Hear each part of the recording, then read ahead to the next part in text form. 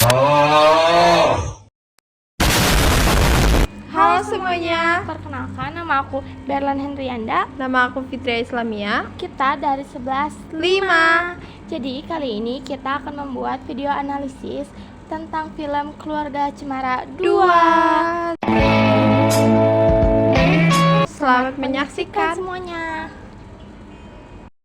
Jadi sinopsis film Keluarga Cemara 2 adalah ada keluarga yang aslinya tercukupi menjadi jatuh miskin. Tetapi emak dan abah itu jadi lupa kepada anak-anaknya, kayak misalnya abah sibuk dengan pekerjaan barunya dan Luis juga sibuk dengan teman-teman di SMA-nya, di sekolahnya.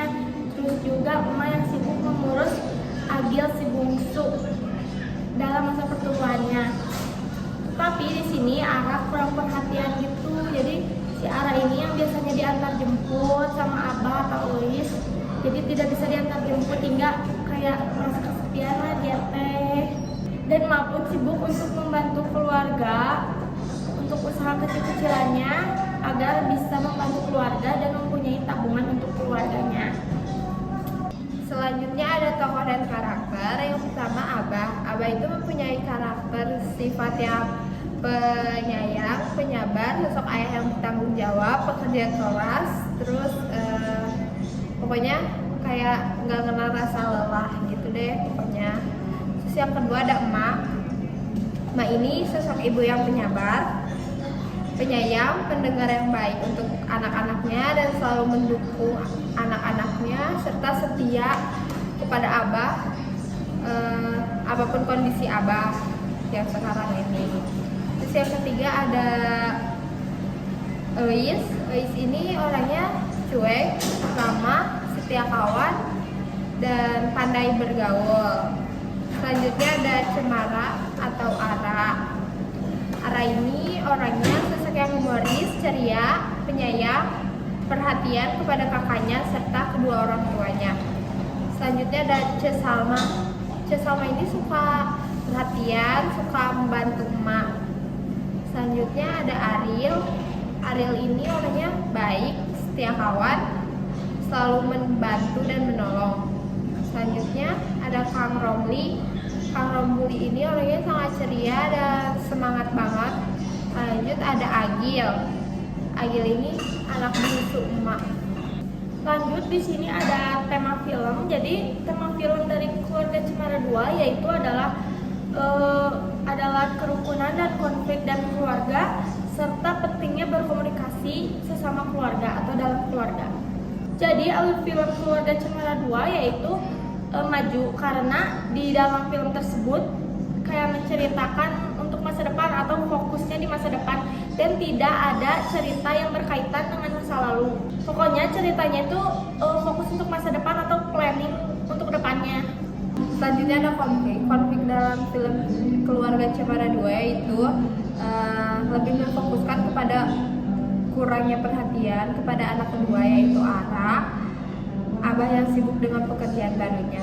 Terus ada juga Eis yang sudah beranjak dewasa dan kini duduk di bangku SMA, mulai ingin memiliki privasi sendiri tanpa diganggu Ara. Eis pun meminta untuk memiliki kamar sendiri, terpisah dari adik keduanya itu. Abah dan Eis tidak bisa ngejemput sekolah lagi Ara karena kesibukan masing-masing. Lanjut di sini ada masalah. Jadi masalahnya di sini adalah ada Ara yang anak kedua dan ia kesepian dan ia waktu jalan pulang menemukan anak ayam yang dinamakan ayam neon bersama temannya yaitu Ariel. Tetapi hal itu membuat emak dan abah sangat khawatir karena Ara menyatakan bahwa ia bisa berbicara dengan ayam neon tersebut. Bahkan ayam neon berkata ia ingin diantarkan kepada keluarganya dan dikumpulkan bersama keluarganya kepada Ara. Dan di sini karena abah dan emak tidak percaya Ara bisa berbicara dengan ayam neon tersebut dan ia meminta tolong kepada Ariel karena ingin mengantarkan ayam neon tersebut kepada keluarganya agar bisa berkumpul kembali. Tetapi tempat itu sangat jauh sehingga mereka tuh tersasar dan abah dan emak ini khawatir karena Ara tidak pulang-pulang.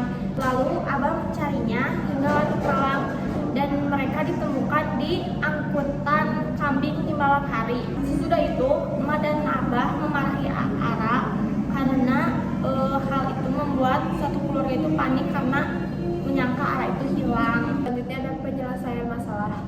Penyelesaian masalah ini kita ambil langsung dari film tersebut.